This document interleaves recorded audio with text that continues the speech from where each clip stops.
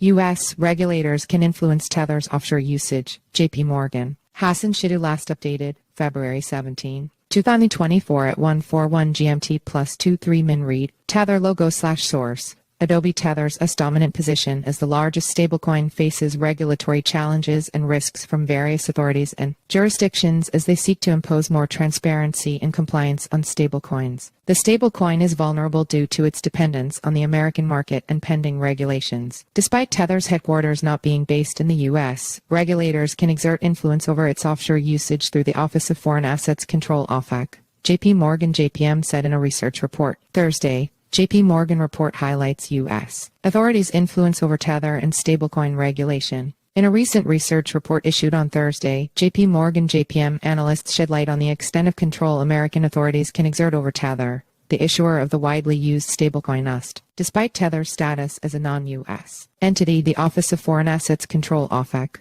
a unit of the U.S. Treasury Department, holds sway over its operations, impacting its offshore usage and regulatory compliance. Analysts led by Nikolaos Panagertsoglou warned that forthcoming stablecoin regulations would likely exert indirect pressure on Tether, reducing its attractiveness relative to stablecoins that demonstrate greater transparency and compliance with new regulatory standards such as Know Your Customer (KYC) and anti-money laundering (AML) regulations. Tether has faced mounting pressure to enhance transparency regarding its reserve holdings and has made efforts towards publishing real-time data. However, JPMorgan expressed skepticism, stating that the latest disclosures by the stablecoin issuer were insufficient to alleviate concerns. This pressure would extend to decentralized finance DeFi platforms where US serves as a primary source of collateral and liquidity. The report highlighted that stablecoin regulations are expected to be coordinated globally via the Financial Stability Board (FSB) across the G20, further restricting the use of unregulated stablecoins like Tether. JPMorgan analysts highlight Tether's association with Tornado Cash, a privacy enhancement platform on the Ethereum network, as an example of OFAC influence. Tornado Cash was sanctioned by OFAC in 2022 for alleged involvement in money laundering activities, prompting Tether's adherence to regulatory directives. Tether initially resisted but ultimately froze its stablecoins held in crypto wallets sanctioned by OFAC in December, citing proactive security measures. The report stated that, while legal actions against offshore entities and decentralized firms are complex, indirect measures and international cooperation could potentially impede its usage. Tether CEO criticizes JPMorgan comments. Tether CEO Paulo Ardoino responded to JPMorgan's concerns, highlighting the company's proactive measures in response to regulatory actions. He argued that such claims were hypocritical,